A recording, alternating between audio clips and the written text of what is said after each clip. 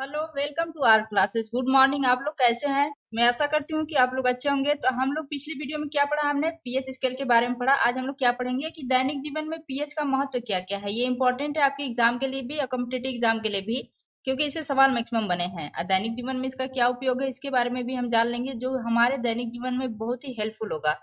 तो हम पहला दैनिक जीवन में पीएच स्केल के महत्व के बारे में समझते हैं। तो दैनिक जीवन में पीएच स्केल का महत्व क्या है, ये निम्न है या निम्नलिखित है। लिख सकते हैं। पहला लिखते हैं। पहला क्या लिखेंगे? पौधे एवं जंतुओं की पीएच के प्रति संवेदनशीलता। जो पौधे और जंतु होते हैं वो पीएच के प्रति संवेदनशीलता होते हैं। इसका मतलब कहने का ये हुआ कि जीव जगत में दोनों आते हैं। पेड़ पौधे और जीव जगत में दोनों आते हैं। तो जीव यह कह सकते हैं कि हमारे शरीर में होने वाली जैविक रासायनिक क्रियाओं की पीएच परास का मतलब कि मिनिमम और मैक्सिमम के बीच की जो दूरी है उसे ही कहते हैं। तो पीएच परास 7 से 7.8 तक होती है। कितना होती है? 7 से 7.8 है। मतलब इनके बीच तक का ही आप सरवाइव कर सकते हैं इसी में।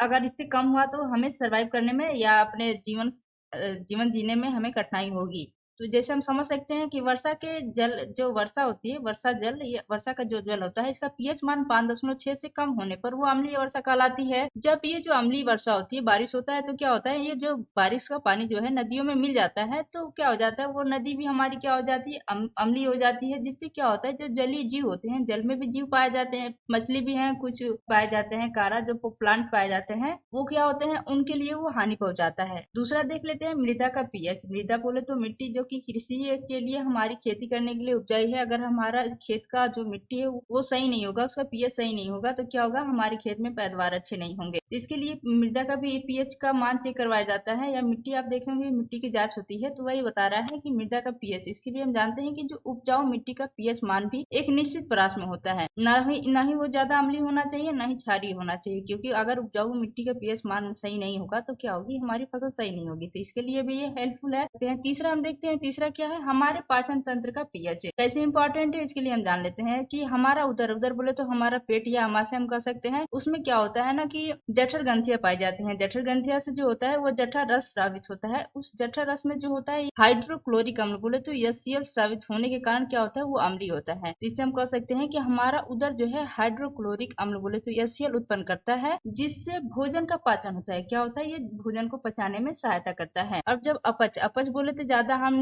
मसाला वाला खाना खा लेते हैं, या कहते हैं कि ज्यादा उल्टा सीधा खा लेते हैं, या ज्यादा हम कह सकते हैं ना कि वो बाहर का खाना खा लेते हैं, तो क्या हो जाता है, कभी कभी अपच हो जाता है। या ज्यादा ही खाना खा लेते हैं, ओवरलोड हम कह सकते हैं। शादी उदी में गए, पार्टी वार्टी में गए, फ्री का मिला तो कुछ ज्यादा ही खा लिए, तो अपच के दौरान जो क्या होता है कि उधर बोले तो पेट में अत्यधिक अम्ल उत्पन्न हो जाता है। क्या हो जाता है? अत्यधिक अम्ल उत्पन्न हो जाता है, जो कि दर्द और बेचैनी का कारण होता है। तो दर्द होने लगता है हमारे पेट में और हमें बेचैनी होने लगती है। उस समय क्या लेना है? एंटासिड लेना चाहिए। एंटासिड में जैसे हम मिल्क ऑफ मैग्नीशिया के बारे में जानते हैं, वो क्या होता है, अधिक क्षारीय होता है। जो अगर अम्ल और क्षार दोनों दोनों मिल जाते हैं तो क्या हो जाता है, वो उदासीन हो जाता है। मतलब कि अम्ल के प्रभाव को वो कम कर देता है, जिससे क्या होता है, हमारे दर्द में राहत मिलता है, हमें दर्द से राहत मिलती है। चौथा देखते हैं पीएच परिवर्तन के कारण दंत क्षय। दंत क्षय के बारे में समझते हैं। दंत क्षय क्या है, इसके बारे में हम जान लेते हैं। दंत क्षय में भी पीएच का महत्व है। कैसे है कि जो हमारा मुंह है, दांत मुंह में ही होते हैं, तो जो मुंह में पीएच मान होता है वो कितना हो जाता है, 5.5 से कम होने पर क्या हो जाता है, हमारी दांतों का क्षय प्रारंभ हो जाता है। दांतों का क्षय का प्रारंभ हम समझ सकते हैं कि जो मुंह का जो पीएच मान 5.5 से कम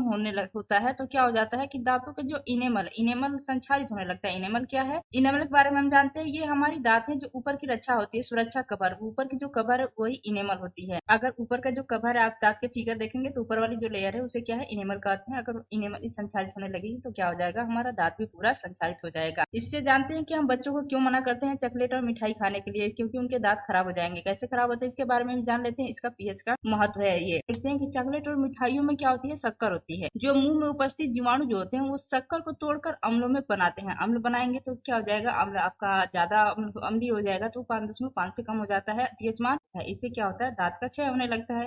अगर दांत का क्षय होने लगता है उस समय क्या होना चाहिए, या दंत पेस्ट भी कर सकते हैं, टूथपेस्ट या दंत पेस्ट या मंजन, उससे क्या होता है, दांतों को क्षय को रोका जा सकता है। अगर क्षारीय मंजन ज्यादा यूज करेंगे, अम्लीय है तो क्षारीय मंजन आपको यूज करना चाहिए, जिससे दांतों के क्षय को रोका जा सकता है और हमारे दांत सुरक्षित रह सकते हैं। इसलिए हम चॉकलेट और मिठाई खाने से ज्यादा मना करते हैं, जिससे कि दांत खराब हो जाते हैं। क्योंकि क्या हो जाता है, उस समय पीएच मान 5.5 से कम हो जाता है। Thank you for watching. Please like and subscribe my channel.